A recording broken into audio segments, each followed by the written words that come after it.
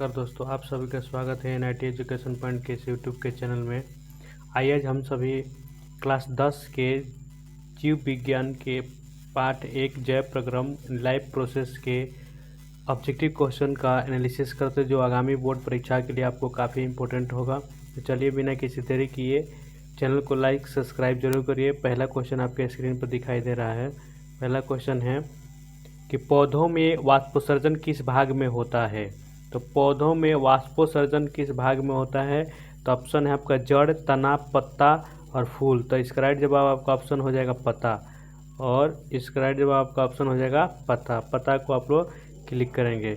अगला क्वेश्चन आपके सामने क्वेश्चन नंबर कह रहा है कि मानव रक्त में उपस्थित यूरिया का सामान्य मात्रा होता है।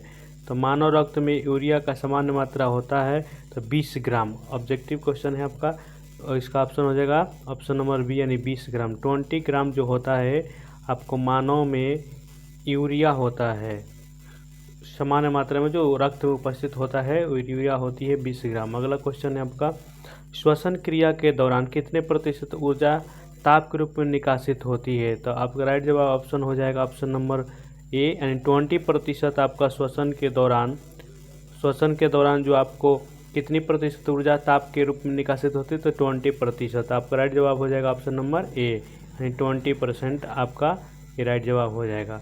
अगला क्वेश्चन है क्वेश्चन नंबर 4 कर रहा है कि मनुष्य में वृक्क एक तंत्र का भाग है जो संबंधित है। तो वृक्क किसको कहते हैं, तो उत्सर्जन आपके लिए होता है। वृक्क यानी उत्सर्जन के लिए उत्तरदायी होता है। तो ऑप्शन हो जाएगा आपका सी उत्सर्जन। वृक्क जिसको आप लोग किडनी के नाम से जाते हैं, यानी ये किसके लिए उत्तरदायी होता है, तो आपके पता होना चाहिए उत्सर्जन के लिए, जो मूत्र मार्ग और ब्लड को रिफाइन करने का काम करती है। पौधों के वायवीय भागों से जल के निष्कर्ष की क्रिया कहलाती है। यानी पौधों के वायवीय भागों से जल के निष्कर्ष की क्रिया कहलाती है। तो इसका राइट जवाब होगा वाष्पोत्सर्जन, यानी option number D. Option number D यानी पौधों के जो भाग होते हैं, वायवीय भागों से जल जो निकलता है उसको हम लोग क्या कहते हैं, तो वाष्पोत्सर्जन कहते हैं। अगला क्वेश्चन है, वह प्रक्रम जिसके द्वारा शरीर में ऊर्जा का उत्पादन होता है कहलाता है। वह प्रक्रम जिसके द्वारा शरीर में ऊर्जा का उत्पादन होता है उसे वह कहलाता है। क्या क्या कहलाता है ये आपका ऑप्शन, तो श्वसन कहलाता है। यानी श्वसन के द्वारा, कहने का इसका तात्पर्य है क्वेश्चन का कि श्वसन के द्वारा शरीर में ऊर्जा उत्पादन होता है। श्वसन के द्वारा शरीर में ऊर्जा उत्पादन होता है। अगला क्वेश्चन, कौन सी क्रिया सभी जीवों के लिए अनिवार्य है। तो प्रकाश संश्लेषण, वाष्पोत्सर्जन, श्वसन, चलन अनिवार्य कंपलसरी कह रहा है। तो आपका इसका राइट जवाब हो जाएगा श्वसन। श्वसन इन सभी जीवों के लिए अनिवार्य है। अगला क्वेश्चन है, मैग्नीशियम पाया जाता है। तो मैग्नीशियम कहाँ पाया जाता है, बहुत इंपॉर्टेंट क्वेश्चन है। क्लोरोफिल में पाया जाता है। क्लोरोफिल में आपको मैग्नीशियम पाया जाता है। क्लोरोफिल जो पत्तियों में होता है उसमें आपको मैग्नीशियम यानी Mg पाया जाता है। तो Mg का आपका बताना है कितना परमाणु संख्या होता है। अगला है, मानव हृदय में पाए जाते हैं। एक क्वेश्चन है कि 3 विषम, 2 विषम, 4 विषम। तो इसमें हो जाएगा आपका 4 विषम। मानव हृदय में पाया जाता है तो आपको कितना पाया जाता है, तो 4 विषम। ऑप्शन नंबर आपका हो जाएगा सी। अगला क्वेश्चन आपके सामने कर रहा है क्वेश्चन कि प्रकाश संश्लेषण द्वारा किसकी प्राप्ति होती है। तो वसा का, प्रोटीन का, ग्लूकोज का, प्रकाश का। तो प्रकाश संश्लेषण द्वारा किसकी प्राप्ति होती है, तो ग्लूकोज की प्राप्ति होती है। ऑप्शन नंबर आपका हो जाएगा, ऑप्शन नंबर आपका हो जाएगा राइट हो जाएगा सी, यानी ग्लूकोज की प्राप्ति होती है। अगला क्वेश्चन है आपके सामने, कोशिका झिल्ली किस प्रकार की बनी होती है। प्रागम्य से, अपरागम्य से, अर्धपरागम्य से, इनमें से कोई नहीं। तो कोशिका झिल्ली आप लोग पढ़ के आए कि अर्धपरागम्य से बनी होती है। तो इसका राइट जवाब हो जाएगा ऑप्शन नंबर सी। अगला क्वेश्चन आपके सामने कह रहा है कि दही के जमने में निम्नलिखित में से कौन सी क्रिया होती है। तो किण्वन अपघटन, प्रकाश संश्लेषण, किण्वन उत्सर्जन।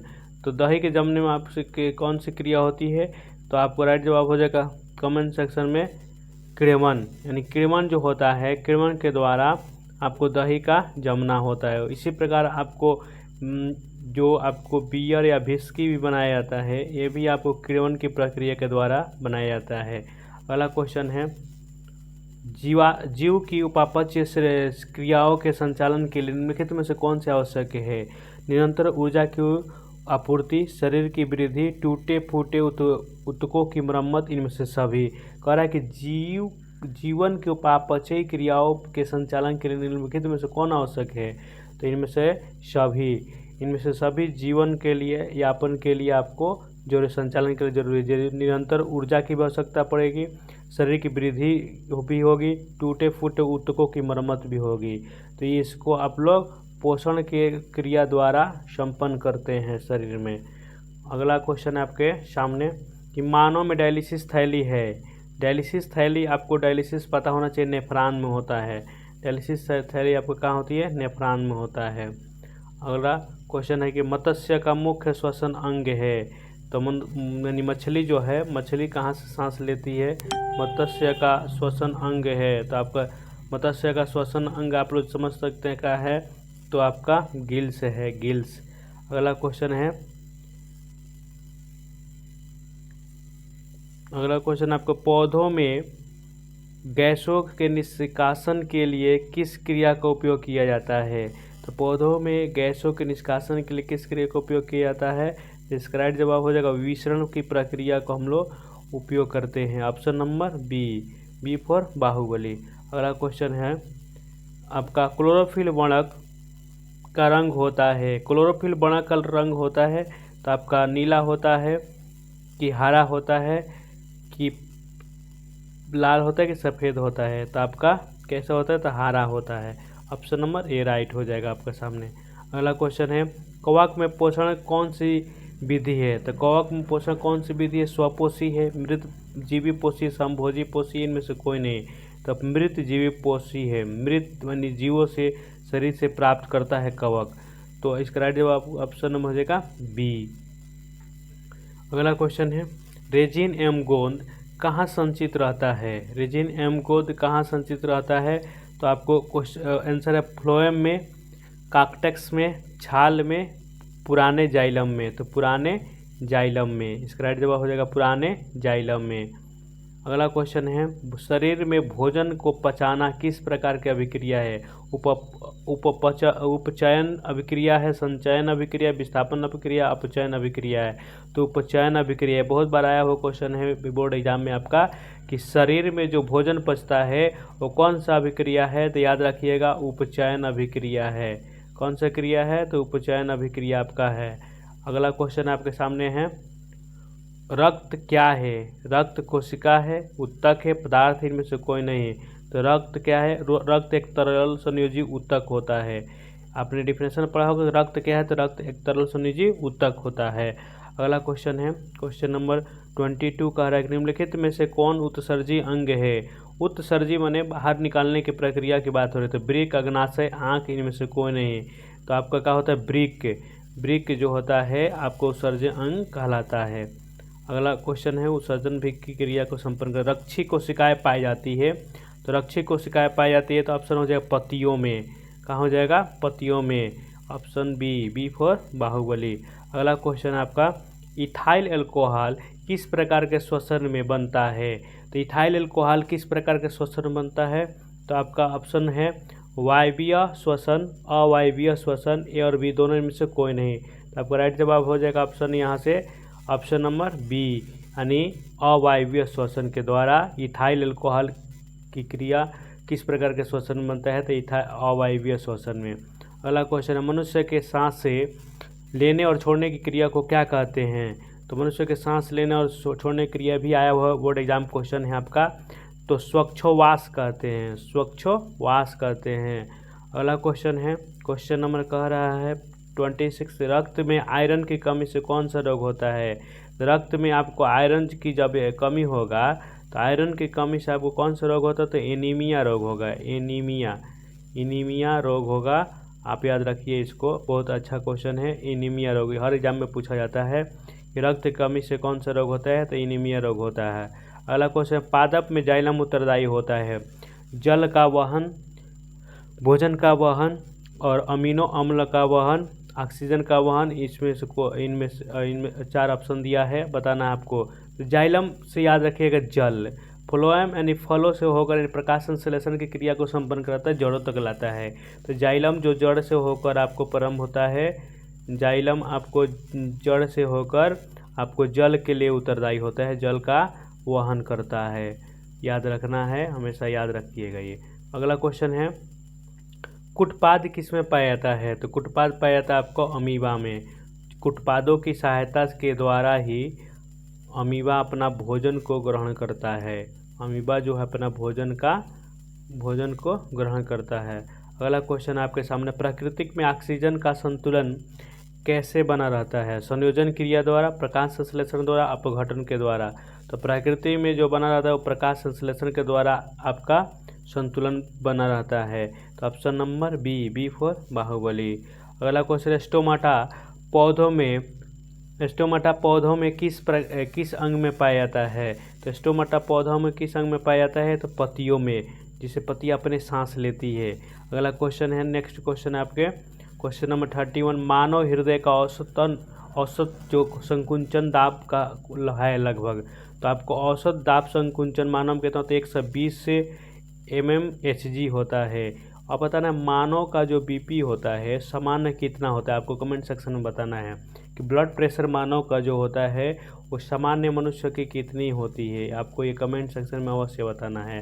अगला क्वेश्चन है क्वेश्चन नंबर इनमें से 32 का, इनमें से कौन प्रकाश संश्लेषी अंग है? पत्ती, स्ट्रोमा, गरना, हरित लवक, इनमें से कोई नहीं, यानी चारे को ऑप्शन है आपके सामने, तो पत्ती हो जाएगा। पत्तियों में आपका जो होता है इनमें से प्रकाश संश्लेषी अंग होता है। अगला क्वेश्चन है आपके सामने, क्वेश्चन नंबर कह रहा है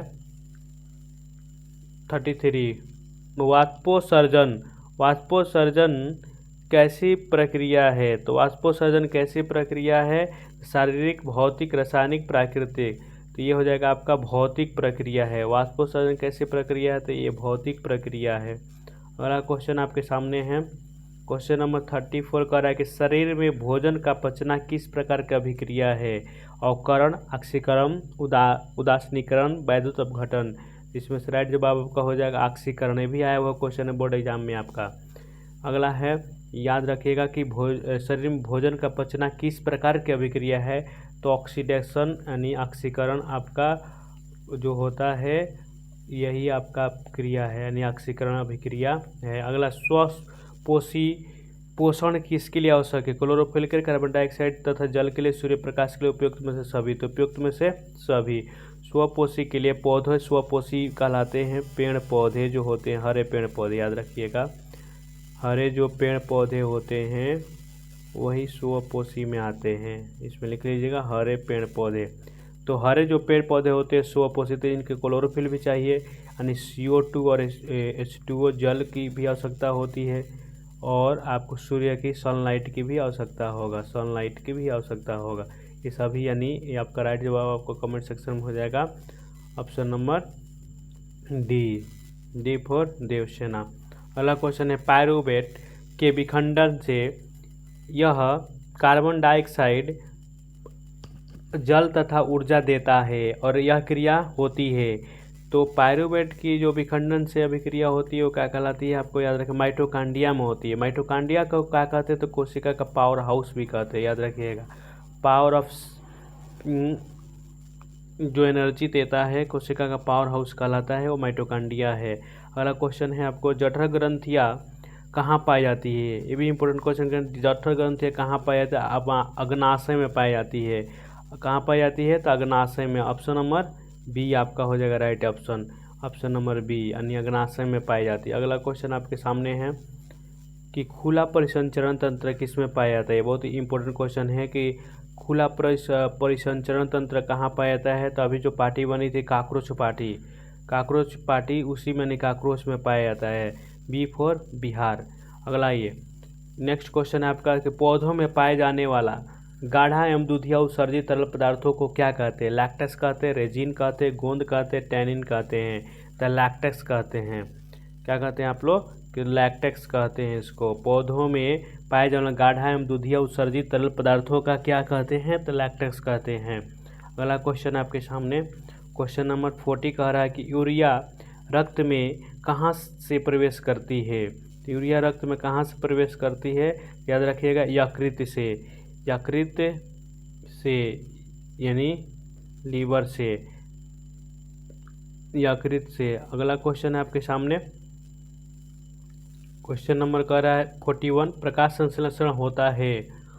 प्रकाश संश्लेषण होता है, प्रकाश संश्लेषण कहाँ होता है आपको बताना है। तो प्रकाश संश्लेषण होता है कह रहा है तो रात में, दिन में, रात दिन, सुबह शाम। तो प्रकाश दिन में होती है। प्रकाश संश्लेषण कब होगा, जब सनलाइट रहेगा तो प्रकाश की जो रोशनी है वो सूर्य यानी सनलाइट की रोशनी जो पत्तियों पर पड़ती है, जो स्टोमाटा के द्वारा आपको संपन्न करके आपको क्लोरोफिल की सहायता से आपको श्वसन की क्रिया संपन्न करती है। पादप में फ्लोएम संवाहक होता है। तो पादप में फ्लोएम संवाहक होता है तो भोजन में आपके लिए हो जाएगा, भोजन के लिए होता है। अगला क्वेश्चन है आपके सामने 43 का प्रकाश संश्लेषण क्रिया में ऑक्सीजन बाहर निकलता है। तो प्रकाश संश्लेषण क्रिया में ऑक्सीजन बाहर निकलता है तो जल से, किससे निकलता है, तो जल के माध्यम से आपको जो है ऑक्सीजन बाहर निकलता है। किस माध्यम से, तो जल के माध्यम से। अगला क्वेश्चन है आपके सामने 44 का रक्त में हल्के पीले रंग के चिपचिपे द्रव को कहते हैं प्लाज्मा, सीरम, लिम्फ। ये बहुत इंपॉर्टेंट क्वेश्चन है, तो इसको क्या कहते हैं आप लोग, प्लाज्मा कहते हैं। क्या कहते हैं, प्लाज्मा। आपको कमेंट सेक्शन में बताना सीरम क्या है, सीरम जरूर बताइएगा कि सीरम क्या है। अगला क्वेश्चन है प्रकाश संश्लेषी अंगक है। प्रकाश संश्लेषी अंगक है तो हरित लवक है। ऑप्शन हो जाएगा ऑप्शन नंबर बी यानी बी फॉर बाहुबली, यानी हरित लवक है। प्रकाश संश्लेषी अंग कौन सा है, तो हरित लवक। अगर वृक्क के संरचनात्मक एवं क्रियात्मक इकाई को क्या कहते हैं, तो वृक्क के संरचनात्मक एवं क्रियात्मक इकाई को क्या कहते हैं, तो नेफ्रॉन कहते हैं। A for nephron. मनुष्य के शरीर की सबसे बड़ी ग्रंथि को क्या कहते हैं, तो मनुष्य की सबसे बड़ी ग्रंथि होता है आपका लीवर।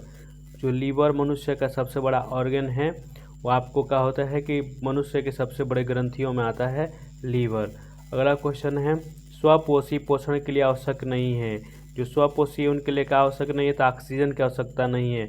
बाकी आपको चाहिए क्लोरोफिल भी चाहिए, उनको थोड़ा सा और ऊपर करिए, क्लोरोफिल भी चाहिए, ऑक्सीजन उनको नहीं चाहिए। क्लोरोफिल चाहिए, सौर प्रकाश चाहिए, जल चाहिए, ये तीनों चाहिए, लेकिन उनको क्या नहीं चाहिए, तो आपको पता होना चाहिए ऑक्सीजन नहीं चाहिए स्वपोषी के लिए। अगला क्वेश्चन है उनको CO2 चाहिए। इनमें किसके द्वारा अमीबा में भोजन का अंतर्ग्रहण होता है, तभी बताए थे आपको कि अमीबा में भोजन जो होता है कुटपादों के द्वारा होता है। अपने कुटपादों की सहायता से भोजन को अंतर्ग्रहण कर लेता है अमीबा। अमीबा एक कोशिकीय प्राणी है, याद रखिएगा। पौधों में ये बताना है कि अमीबा में कौन सा खंडन होता है, द्विखंडन, बहुखंडन, बाइनरी फ्यूजन नहीं होता है, बताइएगा जरूर कमेंट सेक्शन में। पौधों में श्वसन क्रिया के अंतर्गत ADP के टूटने से कितने ऊर्जा मुक्त होती है, तो इनमें से कोई नहीं। अब ये आपको क्वेश्चन का आंसर बताना है कि ADP का फुल फॉर्म और आपको कितना होता है, आपको ये बताना है कमेंट से। हम नहीं बताए रहे अभी, अब नहीं बताइएगा तो हम नेक्स्ट वीडियो में बताएंगे ज़रूर, लेकिन ये आपको लिए क्वेश्चन है एज द कमेंट सेक्शन के लिए कि पौधों में श्वसन की क्रिया के अंतर्गत ADP के टूटने से कितनी ऊर्जा मुक्त होती है, जिसमें इसमें कोई राइट ऑप्शन नहीं है। तो ऑप्शन नंबर अभी तो फिलहाल इसका आंसर हो जाएगा डी, लेकिन आपको कमेंट में बताना है कि कितना होगा और ADP का फुल फॉर्म। चलिए थैंक यू, धन्यवाद। मिलते हैं फिर नेक्स्ट वीडियो में, तब तक के लिए चैनल को लाइक, सब्सक्राइब एंड शेयर जरूर करें। सबका दिन, सबका समय मंगलमय हो।